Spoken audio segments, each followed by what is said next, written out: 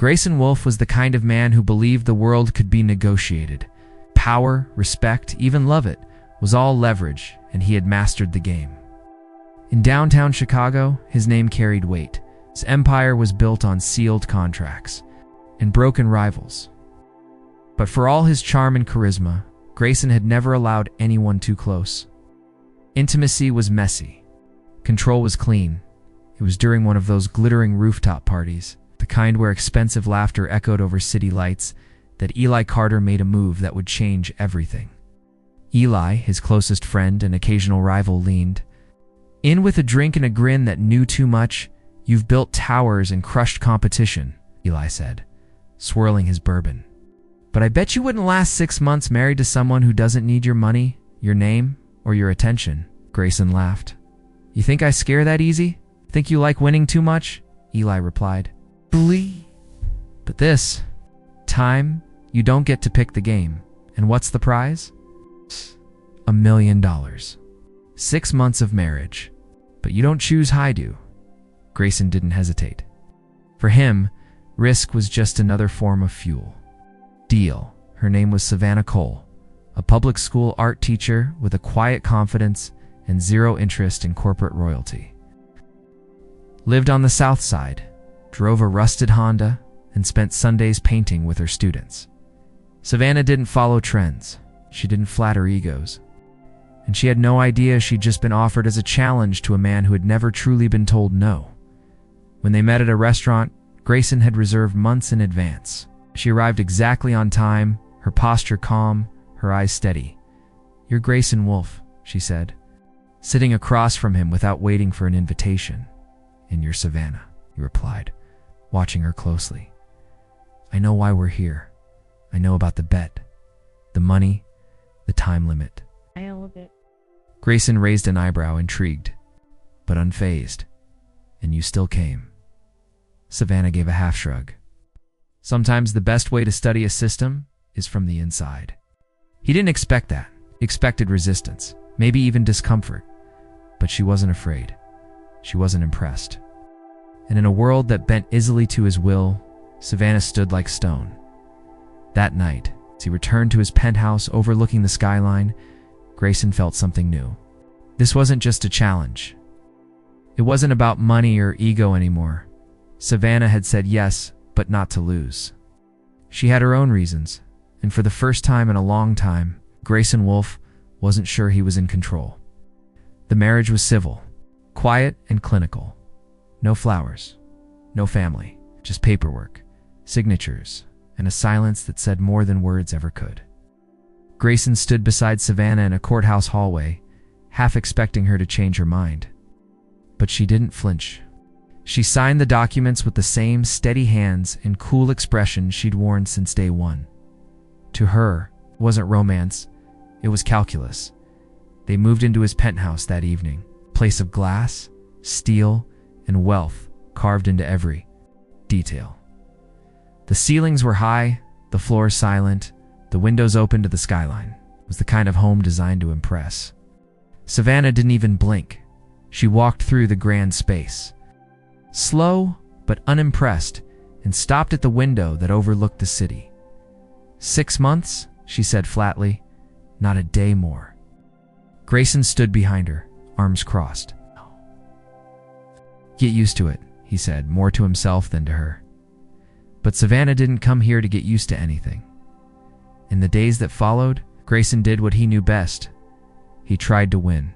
Designer clothes arrived in boxes, spa appointments booked in her name, private chefs crafted perfect meals. She declined them all with a polite but unwavering refusal. She brewed her own coffee, took the subway, cooked her own dinner. "I don't need all of this," she told him, placing a perfectly untouched handbag back into its gift box. "You can't buy comfort, not mine." He didn't understand how she could exist so calmly in a world built to overwhelm. How her refusal wasn't loud or dramatic, it was consistent, certain. She didn't fight his power, she ignored it, and that unnerved him more than defiance ever could. One evening, over a simple dinner Savannah had cooked herself, Grayson watched her across the table. She was humming softly to herself, unbothered by the silence between them. No attempt to impress, no hunger for approval. It's just presence. What do you want out of this? He finally asked. Savannah looked up, her gaze clear and still. Freedom, she said. Mine and yours, if you want it. He stared at her, unsure how to respond. Savannah leaned back in her chair. You think this is a game? A bet? Something. To win. But the truth is, Grayson, I didn't say yes to be conquered. That night, as she disappeared behind her bedroom door and locked it without a word, Grayson felt something foreign settle in his chest. Not anger, not victory, something colder, a feeling he couldn't quite name. And for the first time in his life, he realized the rules he lived by didn't apply here. Grayson Wolfe had always understood people, what they wanted, what they feared, and how to use both to get what he needed. He'd built his life on that insight and leverage. But Savannah Cole, she was unreadable. Each morning, she moved through the penthouse with the calm rhythm of someone immune to luxury, while he fielded calls and closed deals in his corner office. She read in the sunroom, barefoot, a cup of black coffee in hand. While he dined at exclusive restaurants, she preferred hole-in-the-wall cafes with mismatched chairs and real conversation. She never asked where he was going, never cared who he met. At first, that indifference felt like freedom, then it started to feel like something else, something he couldn't control. One morning, she sat by the window sketching. Grayson paused in the hallway, watching. Her lines were confident, focused. Whatever she was drawing, it held her completely. You used to teach kids, right? He asked, casually leaning against the wall. I still do, she replied without looking up. Grayson frowned, thought. I told you don't have to work. She looked up then, pen still in hand. You thought money would make me stop being who I am? He had no answer. That afternoon, she left a note on the kitchen counter. Dinner's at 7. Fancy, don't be late. It was the first time she'd asked anything of him. He arrived on time, unsure why that mattered. The table was set with simple plates, 2 candles, and the smell of something home-cooked. She didn't dress up. She didn't try to impress. But something about it felt more intimate than any 5-star reservation. They ate mostly in silence, but it wasn't uncomfortable. Halfway through the meal, she spoke. You know, I've met a lot of men like you. Grayson raised an eyebrow. Oh, men who confuse dominance with strength, who think silence is submission and control is connection. And what do you think strength is? He asked a little too quickly. Knowing who you are, she said without hesitation, and not needing anyone to validate it. He laughed once, dry and reflexive. That sounds like you. Savannah smiled faintly, but there was no warmth in it. Maybe I'm just not afraid of being alone. He didn't sleep that night. Not well, at least. He laid in the dark, the city lights bleeding through the blinds, wondering what she saw when she looked at him. Wondering why that suddenly mattered. It wasn't love. Not yet. But it also wasn't the bed anymore. Something had shifted. And for the first time in a long time, Grayson wasn't sure which one of them was playing who. Grayson Wolfe wasn't used to losing. Not in business, not in life, and certainly not in the 4 walls of his own home. Control was his currency, and lately felt like Savannah was robbing him blind. He started small. A canceled appointment here. A delayed car service there. When Savannah mentioned her Saturday art program, he suggested she take a break. You've earned some rest, he said, voice smooth. You don't have to work anymore. She didn't argue. She just looked at him, like she could see the strings before he even pulled them. The next morning, she went to class anyway. So he escalated. He rescheduled her meetings with friends, claimed mix-ups, claimed emergencies, arranged for her favorite cafea to suddenly be under renovation. Every move was calculated, each disruption disguised as coincidence, and still, Savannah didn't flinch. She adapted, adjusted, pivoted, but she didn't confront him. That unsettled him more than anger ever could. One evening, he came home to find her in the library. Lights low, music soft. She was reading, her legs tucked beneath her like she belonged to the silence. You're avoiding me, he said. She didn't look up. Oh. I'm giving you space too. Figure out who you are when no one's watching." The words cut deeper than they should have, because he didn't have an answer. Not anymore. Later that night, after she went to bed, he scrolled through photos of their wedding staged, cold, contractual. A game he thought he was winning. But somewhere along the way, he'd lost track of the score. And then came the slip. He arranged for one of her nonprofit events to be quietly shut down. Permits were pulled. Vendors canceled last minute. All signs pointed to bad luck. But Savannah wasn't surprised. In fact, she barely reacted. She simply left a note on his desk. "You're trying to break something you don't understand. But here's the thing, Grayson. You can't shatter a woman who's already been through hell." He stared at the words until they blurred. This wasn't about the bet anymore. Not the money. Not even pride. Savannah was fighting a war he hadn't realized he started. And somewhere deep inside, Grayson felt it the slow, creeping realization that she hadn't just accepted this marriage. She had chosen it, and he had no idea why. It started with a missing email, then a canceled investor meeting, strategic deal that suddenly fell through. At first, Grayson blamed his assistant, then his legal team. But deep down, he knew something wasn't right. The disruptions weren't random. They were targeted, surgical, personal, and always. Just quiet enough to make him look paranoid. He began reviewing his calendar 3 times a day, cross-checking calls, rereading contracts. The empire he'd built, precise, relentless, perfect, was beginning to slip. One invisible thread, at a time and in the center of the storm. Savannah remained untouched. She moved through the penthouse like smoke, graceful, silent, impossible to catch. She still made her coffee every morning, still painted in the afternoon light, still answered his questions with soft, distant calm. But something had shifted in her eyes. She wasn't just enduring anymore. She was watching one evening. He confronted her, half accusation, half plea. "I know what you're doing." Savannah looked up from her book, expression unreadable. "Do you? You're sabotaging my life," he said. "My business, my name, everything." She closed the book slowly. "That's interesting, Grayson. You assume it's sabotage. But what if it's just karma, right on time?" The air went still. He stepped closer. "If this is your idea of revenge, just say it." Savannah didn't flinch. "You think too small?" She stood, brushing past him like he was air. At the door, she paused. Her voice was low, even almost kind. "I'm not here to destroy you. I'm here to teach you what it feels like to unravel. I promise you this is just the beginning." Then she walked out, leaving him in silence. Grayson sank into the couch, breath shallow. His empire had survived market crashes, lawsuits, betrayals. But this was something else. This wasn't a hostile takeover. It was something more terrifying. It was personal. And for the first time in his life, Grayson Wolfe wasn't worried about losing. He was afraid of being seen. Grayson Wolfe hadn't slept in days. His empire was unraveling slowly, deliberately.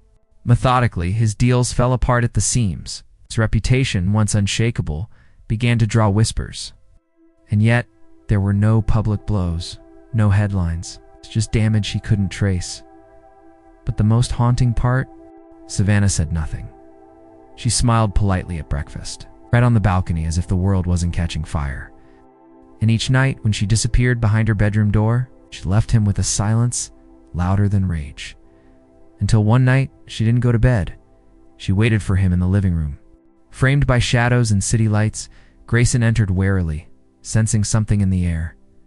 Not fury, not peace, something colder. Savannah stood, her tone even. "Do you remember the company Killingsworth and Hayes?" Grayson blinked. "That name hasn't crossed my desk in over a decade?" "No," she said. "It crossed your ledger. My father ran that company, till you bled it dry."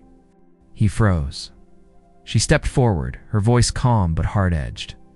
"You saw numbers, I saw nights with no dinner. You closed a deal. I lost a father. You took everything from us, and never once looked back." Grayson opened his mouth, but there were no words. I watched my mother work 3 jobs to keep us above water. I watched the man who used to sing in the kitchen forget how to smile. And then one night, I watched him leave a note on the table and never come back." She paused. Oh. Her breath shook for the first time. I was 17. Grayson's throat tightened. His instinct was to deny, to explain, to reach for the language of justification. But none of it fit. He wasn't facing a woman with a grudge. He was facing a daughter with a wound. He'd caused. Savannah stepped back, the fire dimming from her voice, replaced with something heavier. "You think I married you for money? For a game? I married you to hold up a mirror." She turned, walking toward the hallway, her final words slicing through the room. "And now that you see yourself, what are you going to do about it?" Grayson didn't answer. He'd see, because for the first time in his life, the man who always had a plan was completely, utterly lost. After Savannah left the room that night, the silence didn't fade. It stayed. It hung in the air like smoke after a fire, clinging to everything. Grayson Wolfe sat alone, staring at nothing. His penthouse, once a symbol of power, now felt like a museum of illusions. Cold, empty, too clean for the mess inside him. He didn't sleep. Couldn't the next morning he poured himself a drink instead of coffee? The taste was sharp, familiar, useless. He threw the glass into the sink and watched it shatter. He didn't go to the office that day, or the day after. For a man who had spent his entire life moving forward, standing still felt like suffocating. And yet he stayed. Savannah didn't speak to him. Not out of malice, but because she didn't need to. Her silence was no longer punishment, it was clarity. A reminder. Grayson had built a kingdom and called it success. But it had never been a home, and he had never been a man. Not really. He began to notice things he'd missed before. The way Savannah always left her shoes by the door neatly. Aligned, the way she stirred her tea 3 times, never more, never less. The way her voice softened when she read her students' letters. Even when she thought no one was listening, she was alive in ways he had never learned to be, and he hated. That it took so much pain to see it. One afternoon, he found her in the studio. She was painting, something abstract, dark blue and rust-colored streaks tearing through the canvas. It was chaos, but it had rhythm. She didn't look up, didn't stop. He stood in the doorway, unsure why he was there, unsure of anything anymore. "Sorry," he said, voice low. Savannah didn't flinch, didn't nod, didn't even breathe differently. "You think sorry fixes it?" she asked, still painting. "No," he admitted. "I think it just begins it." She finally looked at him. For the first time since her confession, their eyes met. There was no forgiveness there, but also no hatred. "Then stop talking," she said quietly. "Start showing me who you are without the armor." She turned back to the canvas, and Grayson Wolfe walked away not out of pride, but because, for once in his life, he understood this wasn't a war he could win. This was a soul he had to earn. Grayson Wolfe didn't recognize the man in the mirror. Anymore, the tailored suit still hung in his closet. His watch still ticked with precision. But the person staring back at him looked hollow. Not broken, but beginning to crack. Maybe for the first time, that was a good thing. Savannah hadn't spoken much since their confrontation. She moved through the penthouse like someone fulfilling the terms of a contract, not sharing space with a partner. And Grayson didn't blame her. He didn't deserve her words yet. That morning, he left before sunrise. No driver, no assistant. Just him and the subway. A place he hadn't stepped foot in since college. The air smelled like coffee and regret. He sat quietly, replaying her voice in his head. "You didn't look at the people in your way?" So he decided to start. His first stop wasn't a meeting room, but a modest corner office of a man he hadn't seen in years. Leonard Calloway, whose small business Grayson had overtaken a decade ago in a ruthless merger. Grayson walked in without an appointment. No arrogance. No entourage. Just eyes that finally saw what they'd once ignored. Leonard stared at him. "We've got a lot of nerve showing up here." "I know," Grayson replied. I'm not here for forgiveness. I'm here to take responsibility. He placed a check on the table. A large one. But more than that, he sat down and listened to the story, to the pain, to the cost of his ambition. It was the first of many visits. Each day he found someone else he'd hurt. Not to erase the past. That was impossible. But to understand the wreckage he had once called business, he didn't tell Savannah. Not because he was hiding it, but because it wasn't about her. Not yet.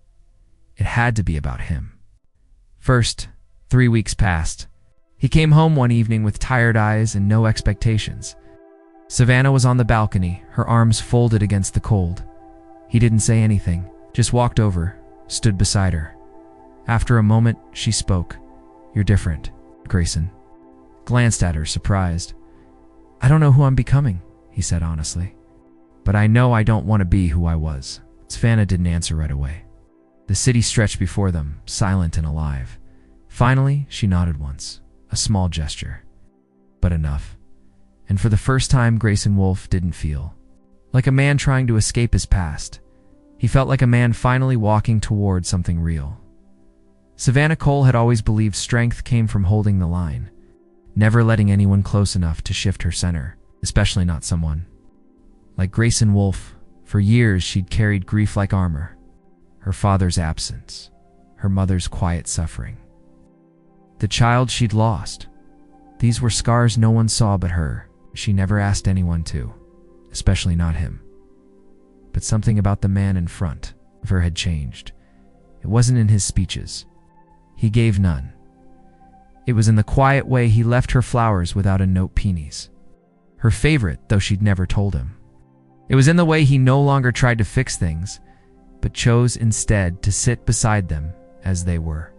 And it was in the stories she began hearing quiet ripples in the city about a powerful man showing up with apologies no one expected. Savannah didn't trust change easily, especially not from someone who once saw her as a wager, but still. She noticed one afternoon she passed his office. The door was slightly ajar. Inside, Grayson was on the phone, not giving orders, but listening. His tone was low, humble, human. Later that evening, he was on the balcony again, same as always. Waiting without expectation, she joined him, not to talk. Not yet. Just to stand still beside someone who no longer tried to fill the silence, but had finally learned how to hold it. She spoke first. "My father was kind, too kind, and he believed people could be better even when they showed him otherwise." Grayson turned slowly, listening. He trusted the wrong people. And it broke him. Watching that broke me. Her voice didn't shake, but her eyes did. "I spent years trying to be strong by never needing anyone, by proving I could walk through fire alone." Oh. She looked at him, then truly looked. "But what you're doing now, that's not weakness. It's hard to watch. It's honest." Grayson didn't reply, didn't need to. She stepped closer. "I'm not ready to forgive everything," she said, "but I'm also tired of carrying it all alone." There it was. Not love, not yet, but the beginning of something. More rare, trusts. It was fragile, tentative. A thread in the wind, but Grayson didn't reach for it. He let it settle between them, dash undisturbed. And for the first time, Savannah wasn't standing behind a wall. She was standing beside someone who had stopped trying to knock it down and started building something better. Brick by quiet brick.